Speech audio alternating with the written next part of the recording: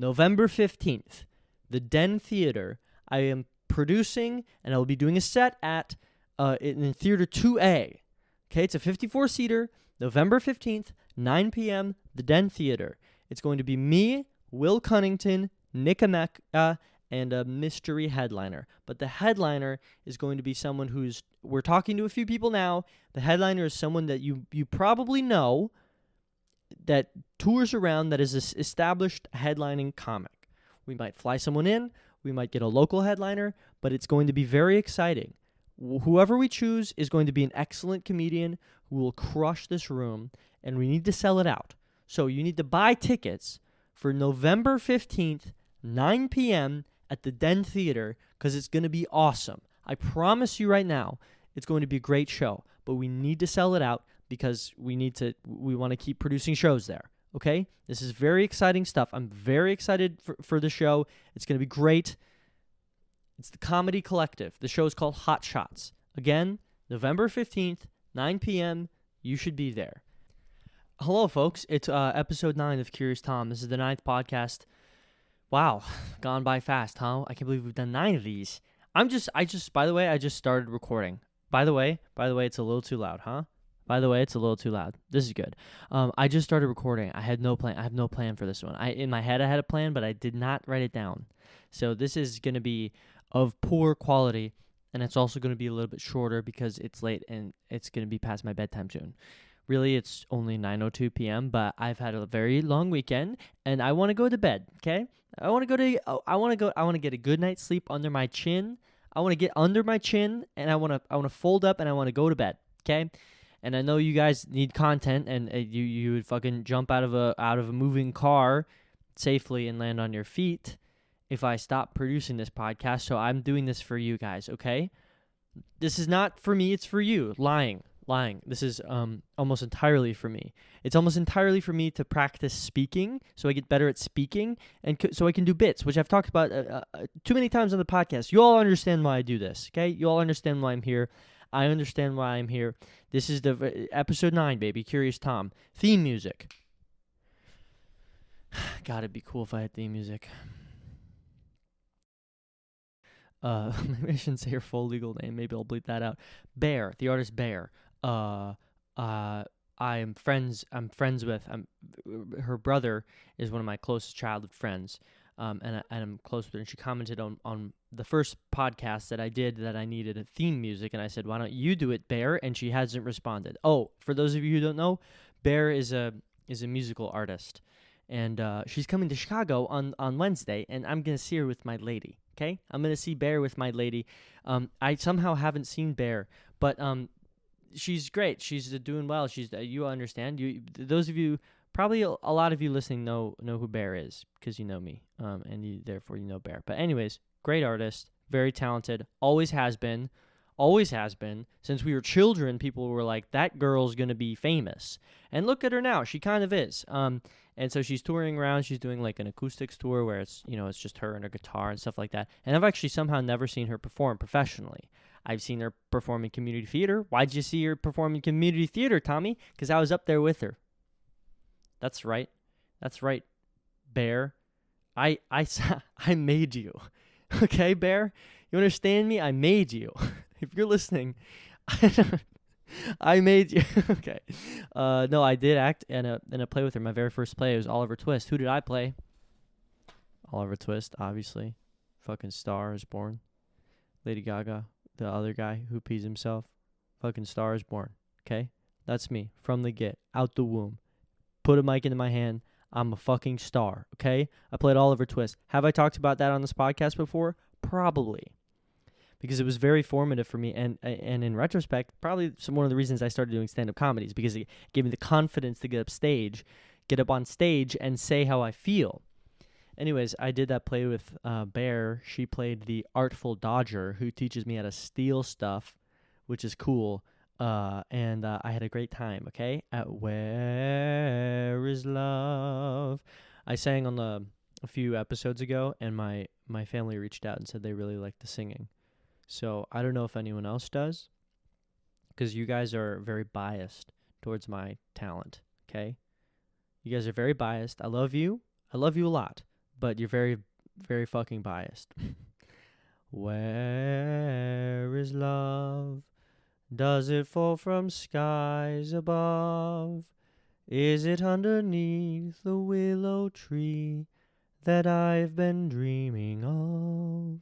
Kind of missed that last note. That's okay. Where is she who I close my eyes to see? He's talking about his mom here.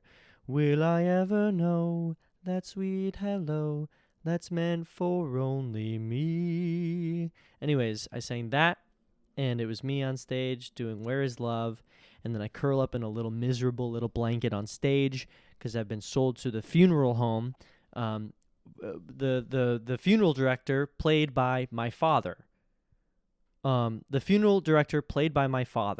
And he's very funny. He's a good actor. Am I in frame? Who knows? We're fucking rolling. I thought about maybe not doing audio because it's gonna be past my bedtime soon, but I'm doing it for you fucks. Okay. Speaking of my dad, I have to show you something. Wait right there.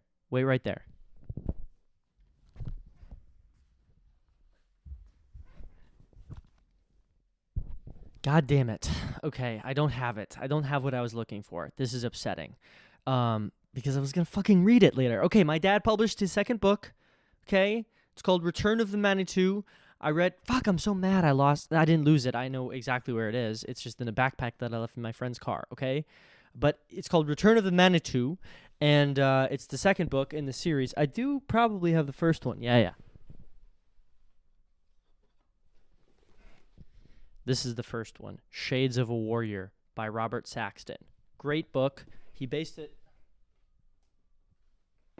Sorry, I had to put that back where it belonged, where I was going to... You think about it the whole episode. Okay. Based it off of childhood stories that he told me and my siblings growing up to encourage us to explore the wilderness and get outside more. And that we did, okay? I had a whole career in outdoor education before I came to Chicago.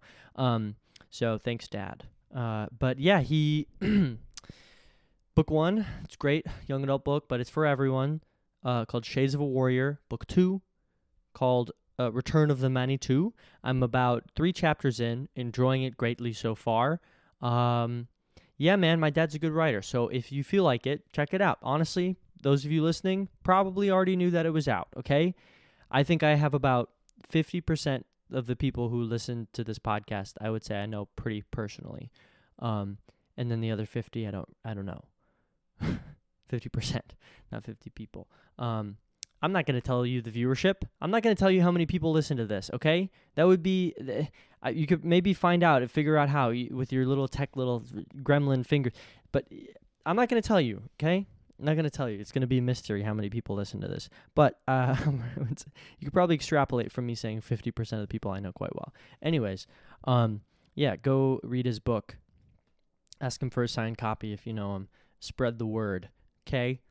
Good book so far. I'm sure I'm going to enjoy the rest of it as much as I did the first one. Anyways, it's pretty cool, and it makes me emotional listening to it or reading it. He also did an audiobook. He recorded it himself. So if you want to hear him talk, then that's probably available on Audible. I'm not sure. But it makes me emotional reading it because it's all stories. It's all stories that he told us growing up. So anyways, proud of my dad for getting that second one published, and he's working on the third one now. Hell yeah. Okay.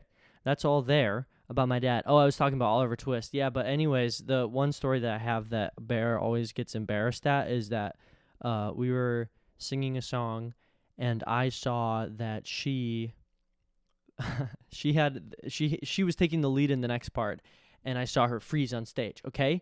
Hey, I'm sorry I'm talking about this publicly, but I'm sorry. You know, you were in 9th grade. No big deal. Happens to all of us, okay? Happens to all of us. We all freeze sometimes. You don't do it anymore because you're a fucking professional, famous singer. But back in 9th grade, you froze, and that's okay. But you did freeze. I'm sorry, I'm being mean about it. But yeah. And anyways, I jumped in, saved the day, and then she gave me a big hug backstage. Anyways, yeah, she's coming to Chicago, sold out, but your boy got tickets because he has connections. Okay, thanks, Bear. Very excited to see her play. I don't know if you listen, but let me know if you do, Bear. Okay. What else did I want to talk about today? Pulled the shit out of my back. How'd you do that, Tommy? Slept on it funny. Isn't that cool? Turned 26, week later, pulled the fuck out of my back. Okay? Woke up in some of the most excruciating pain I've ever felt. Okay? Am I a pussy? Yes. I can't handle pain that well. I'm just a baby when it comes to pain. But I woke up and I was your boy hurt. Okay? I couldn't, it still hurts a little bit. This was Tuesday. So I have to like put the hand on the back of my head. I couldn't move, dude. I was shuffling around like an old man. No shade to old men. But I looked like what could be classified as an old man who has lived a good life, and he's been very active, but maybe he didn't do as much stretching as he should have, and thus lives and is able to live a good, dignified life. But don't get me wrong, he kind of hurts when he walks around. And I looked like that guy. I was shuffling around like an old, dignified man who's lived a full life but didn't stretch. That was me. I was walking around on the street. I had to turn my whole body like this. I couldn't look down at all. This motion hurt the most, when I tilt my head like this. It still kind of does. Okay? So I woke up in just excruciating pain. I sat down and I couldn't even sit down. There was no position that gave me no pain, okay? Is this a complaining episode? It's turning into one, okay? Sorry. This isn't for me, it's for you. Just venting my issues. This isn't for me, it's for you, okay? And it hurt, and it did hurt, and it really did hurt. So I shuffled my way to what do you call them? An urgent care. I went to an urgent care, and I thought if I walked, that it would kind of loosen myself up a little bit, and that I would feel better. It did not. The walk hurt greatly, and I had to take an Uber back because of how much it hurt. Okay, so I walked to the urgent care, and no shade to workers of any class or any type of worker. And I'm about to speak badly on the person that was at the front desk at this urgent care, and I just want you to know that I see your soul and I see that it's good. So if the person who saw me at the urgent care, I won't say which one, at the urgent care, I'm about to speak sort of badly about you, but I want you to know that I see your soul and it's good, okay? We had a bad interaction, okay? It wasn't that bad, but it made me feel bad, and maybe I'm heightening it. Maybe I deserve a little bit of, maybe I have a little bit of culpability here too, because my back was hurting, and that's an emotional kind of pain. And so maybe I was a little bit short, maybe I wasn't as polite as I should have been, and maybe I'm also interpreting what you said as rude when it wasn't really. Okay? Stop edging us, Tommy. Tell us. Okay, so I walk in, and I said, I hurt my back. Can I see someone? Or something like that. And she said, we don't have any openings until after 10. And I said, oh, okay. I didn't realize that. I didn't say this to her, but in my head I was like, I didn't know urgent cares had appointments. I thought the whole idea was you could just walk in. Fine, whatever. And I was like, okay, I'm just going to go call a few outside and see if there's any that have an opening now. Because when I went, it was like 9. And she was like, what's your birthday? And I was like, I'm just going to go call. I apologize. I'll be back in a second if there's no other open. So I went out. I looked online. I couldn't call any of them. They all directed me to the website, and none of them had appointments. I didn't know that that was a thing. Maybe it's just the thing in Chicago, but I feel like I went to an urgent care and I was able to be seen. Whatever. Okay. So I went back in, and she didn't even ask me anything. She just said, what's your birthday? So I told her my birthday, and she just started typing. And she said, can I have your ID? And I was like, sure. And so I just gave her my ID, and she started entering information into the system. And I was like, so is my appointment at 10? And she said, it's going to be after 10. And I was like, just tell me when you have an appointment. Like, she specifically it felt like she was withholding information from me. It felt like she was withholding information from me just to be a dick. That's what it felt like. Again, your soul is good. I saw your soul. I saw it when I walked in, and I knew it was good, but I didn't like how you were speaking to me. And, my back really hurt, so maybe I'm overreacting a little bit. But it's going to be after 10. And then I was like, okay, what time? And she was like, 10:30. And I was like, why didn't you just say that? Why didn't you just say 10:30? How hard was that going to be? Did you want me to speak more? Was that what it is? You wanted me to ask a follow-up question? Did you want me to you think I would be embarrassed by asking a follow-up question?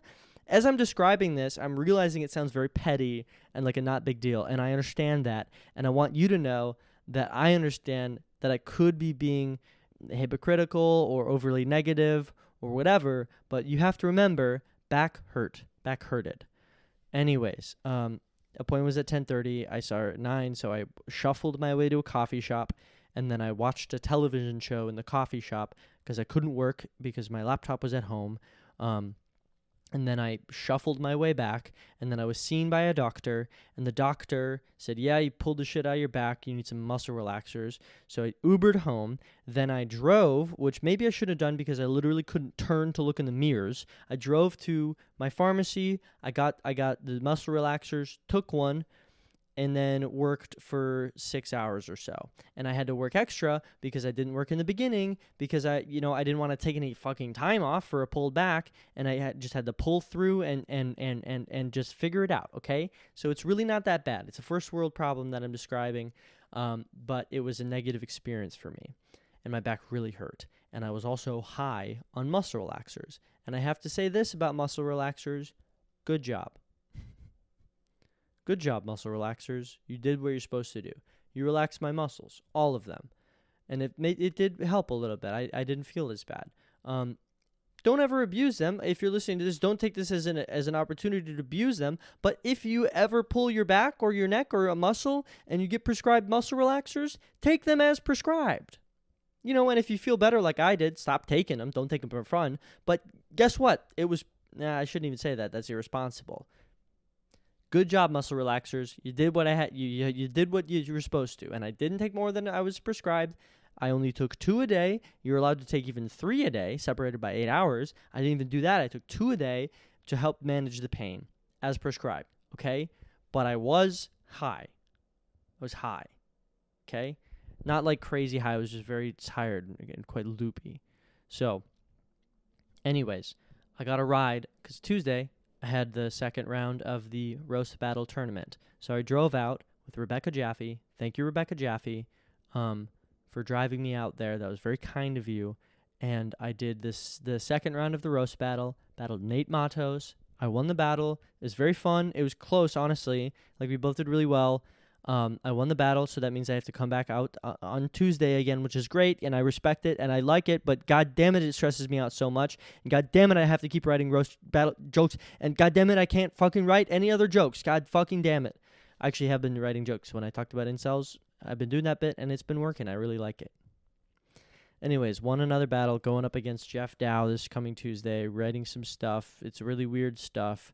I won't say it because Jeff might listen to this because we talked on the phone and he told me that he spied on me and found like some outdoor education award that I won.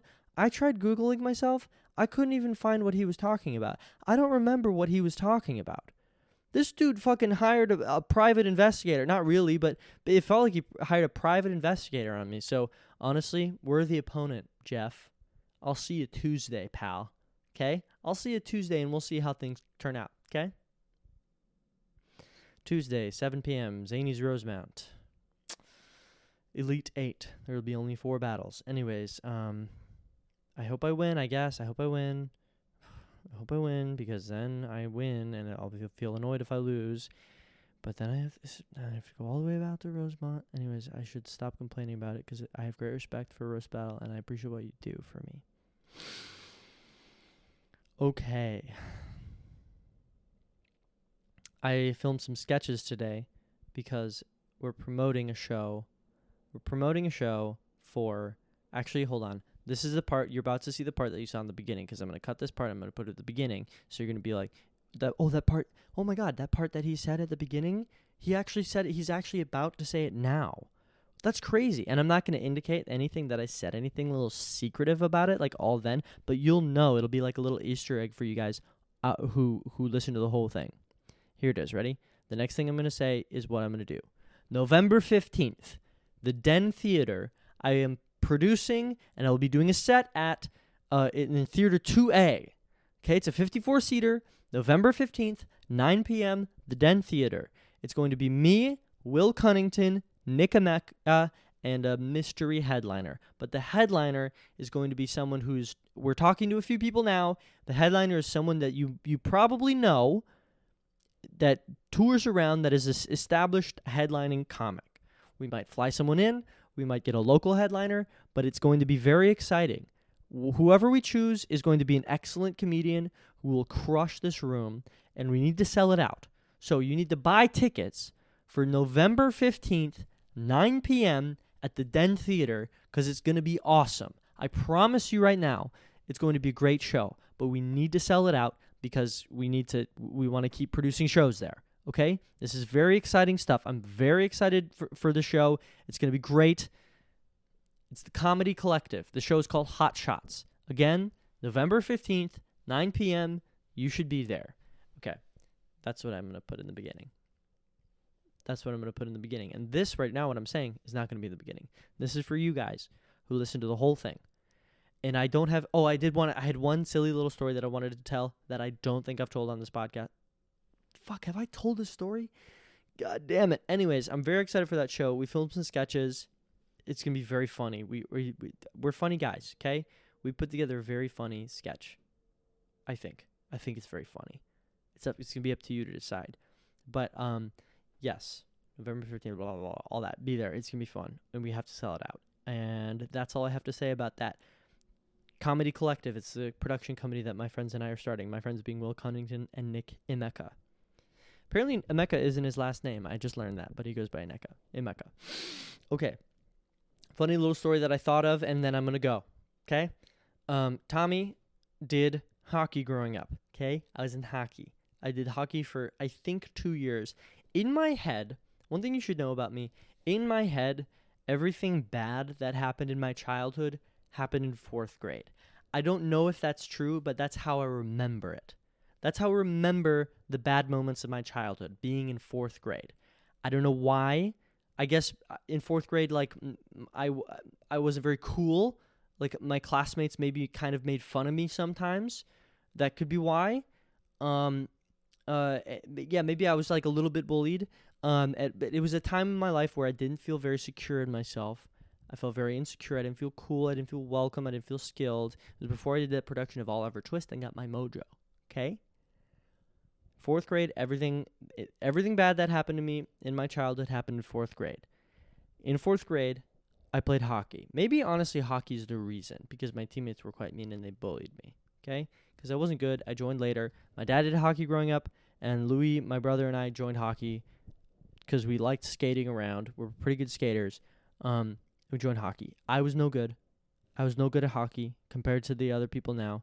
I'm okay now. I'm okay now, honestly. I feel like I'm much more coordinated. I can puck handle pretty good. I can kind of shoot it. I'm pretty damn good at skating, and I'm about to tell you why. So I was a not late bloomer, but I had joined hockey too late. So I wasn't very good. I was behind all of the other boys on my hockey team, and they were quite mean to me. Okay? That's the truth. If any of you guys are listening to me right now, look at me now, assholes, dickheads, fuck you. I'm going to cut that out. I shouldn't say that word. Okay. Fuck you. I'll stand by that. Fuck you. Okay? This is just a side note. Okay, I'm sorry. I'm going to interrupt the story with another story. I remember this kid who got in trouble, and he had to get up in front of the hockey team because he got suspended from school, and he got in front of the hockey team, and he had to give an apology to the hockey team because he couldn't play hockey or something like that. And he got up and he gave this whole little spiel about how this little girl who was younger than him, said that he sweared at her, and that he didn't. He lied. He doesn't even swear. And that because the coach was in the room, he's like, I don't even swear. Like, I don't know what she was doing. She just lied about it, and this and that. And anyways, that's how I got suspended. So he gave this whole little spiel. Then later, maybe the day later or like later after practice or something like that, I went up to him. I was like, hey, man, that's crazy about the girl lying about you. And he looked at me and said, fuck you. And I was like, you're an actual psychopath. Because you got up there and you gave this whole spiel about she was lying. You don't even swear. You would never swear. And then I'm trying to come up to you and relate to you and like maybe say hi and become friends with you because I think you're cool. And you look at me and you say, fuck you. I'll never forget that. I know your name. I know your name. I know your name. I don't know if you remember that, but I remember it. And I thought you were a tool in high school too. Fuck you, I'll say it. I thought you were a tool in high school too. I thought you were a tool in high school too, and your soul is incomplete. And you could complete it if you wanted to. Your soul is good, I think. But I saw you in high school, I thought you were a douchebag. Anyways, just airing out childhood drama. Look at me. Look at me on this podcast. This is for you. It's not for me. This is for you. It's not for me. Anyways, I was bad at hockey. And so my dad heard that Canadian hockey player Sidney Crosby, his dad made him join figure skating so he could become a better skater. And apparently that happened a number of times. Apparently like some pros did figure skating growing up. So my dad made Louis and I join figure skating. Only one of us is gay. I don't know if it's because of the figure skating, but only one of us is gay. I'll let you decide who. Okay. So joined figure skating, and it was me, Louis, and a bunch of girls. Louis and I were the only boys in figure skating. Okay? Already kind of embarrassing. And they were all ranges, too. So Louis was in 2nd grade. I was in 4th grade. Again, everything in my head happened when I was in 4th grade. And we did figure skating, and it was fine. But the thing about Minnesota hockey is that you have these big hockey families. So everyone plays hockey. Some of the rich fucks have a nice rink in your backyard. Looking at you, guy I was talking about earlier. And all of the sisters, their sisters will play hockey. Sometimes they'll play hockey, but they'll join figure skating. So I was on a team with these guys, and I was on a hockey team with these guys, and I was figure skating with their sisters. And I didn't tell the guys because I was embarrassed. So I don't think they knew. They might have known. I don't know. No one ever brought it up. I feel like they would have made fun of me if they knew. So I'm figure skating with all their sisters. End of the year, end of the season, we have a big figure skating show, which is a nightmare because all of the hockey, all of their families come to watch, including the brothers who are on my team, who are mean to me. So they see me go out with my brother and figure skate with the girls. Okay? Already embarrassing. And there's all ages. Louis is in 2nd grade. I'm in 4th grade. There's all ages. There's like these little toddlers that are waddling around, and they're cute. And you have to older kids would have to go and put their arms under their armpits and support them as they're waddling around and ice skating with them. I think I told this story on the podcast. Did I not? Dude, I think I did. Because it's one of those stories that I've told before, that I tell a lot. So I think I told this story before. Fuck! I apologize if you've heard this story before. Anyways, okay, I'm going to cut some of that out because that was too long. I was rambling. Anyways, there's these cute little toddlers waddling around. Older kid has to go and help them and scoot them around and help them on their little journey, okay? So Louis and I go do our thing, already embarrassing because my teammates saw us do it. They were like, "Oh, that's this gay guy's in figure skating. Turns out only one of us is gay." Okay. So we do our thing, we go back. Everyone's coming in. It's the end of the show, and there's this little toddler that's stranded out on the ice. Can't really skate, needs someone to go help him. I offer to go help him. So I skate out. It's me and this kid. We're the only two people on the ice. I put my forearms under his armpits, and instead of just supporting him like I should, I misunderstood the assignment and picked him all the way up. I picked him all the way up. So his little legs were dangling. What happened next, Tommy? Dropped him, fell on my ass. Dropped him and fell on my ass in front of the whole crowd. In front of the whole crowd. And they laughed. They laughed at me. It was a fun laugh. How could you not laugh at that? It's hilarious. But I was in 4th grade. I was horrified. So the kid's lying on the ground. I try to get up again. I fall a second time.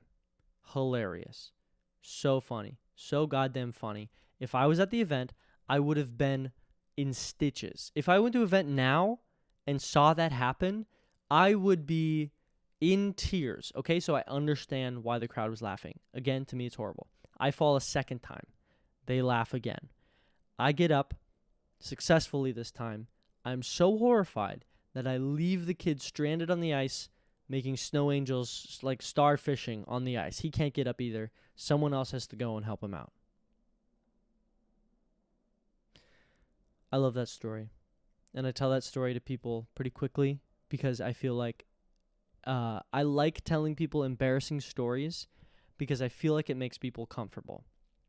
I feel like if you establish that you're comfortable making fun of yourself in like a depreciating but like fun way, like not like, oh, woe is me, I'm so terrible, like I have had such a miserable life, not like that, because some people do that and that's not fun. Okay, what I like to do is I tell this story and I feel like people are like, oh, I can be comfortable around this person.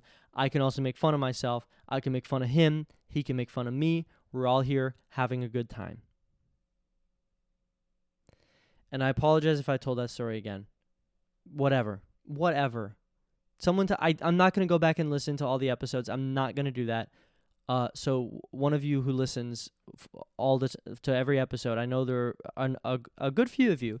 One of you who listens to all the episodes, please tell me if I did that. Please tell me if I just repeated a story, and I am so sorry if I did, but not really, because I'm not really gonna do anything. Last thing I want to say is fuck cancer, dude. Holy shit. I don't want to end on a bad note. But I don't want to give any details, but actually fuck cancer, dude. Holy shit. I'm okay. I'm going to be okay. You don't have to worry about me. But if you've lost someone to cancer, my heart is with you. I love you. Yeah, I just want to say that. To anyone who has experienced that in their lives, lost someone due to cancer, or had someone go through intensive treatment for cancer and seen how hard that was, I just want to say to you that I love you and I hear you, and my heart goes out to you. And I don't think I have anything else to say. But I don't know if that's helpful for me to say. But it's been on my mind for a reason I don't want to talk about on the podcast. And again, I'm fine. But yeah. Fuck cancer, dude. That shit is not chill. Let's not end on that, okay? Let's not end on that. Let's end on a more positive note. I talked about the marathon. That was cool. I think I talked about that on the last episode. Good job, Jared. I'm happy for you. I think I'm going to do the marathon. Okay, I'll talk about this a little bit because I don't want to end on the cancer note. Okay, I think I'm going to do the marathon next year, and I think it's going to be very fun, and I'm going to train for it. Or it's not going to be fun, it's going to be ass, but I'm going to train for it, and it's cool to train for something and then do it and then feel that sense of fulfillment and accomplishment. Okay? So we watched my friend do it, and I was like, you know what? God damn it, that's pretty cool. Just, that was an itch. That wasn't a scratch, or that wasn't a pick. That was an itch. That was an itch. That wasn't a pick. For those of you listening, I itched my nose. It wasn't a pick. Anyways, I think I'm going to do that. I was in cross country, and my friends are really good at running. And I had to run with him, and I died, and it sucked. And in 10th grade, I did track and field. It was the least favorite sport I've ever done besides hockey. And instead of running, me and my friends would go into someone's private property in the woods and just sit by a tree. And that's what we did instead of running. And anyways, that's my memory. That's all I have to say. I'm doing good. I'm okay. Life is good. My girlfriend picked out this outfit for me at a thrift store. She helped me discover that I like it. So shouts out to her, and love everyone. Thanks for tuning in. I'm going to go to bed. Curious Tom episode 9 out.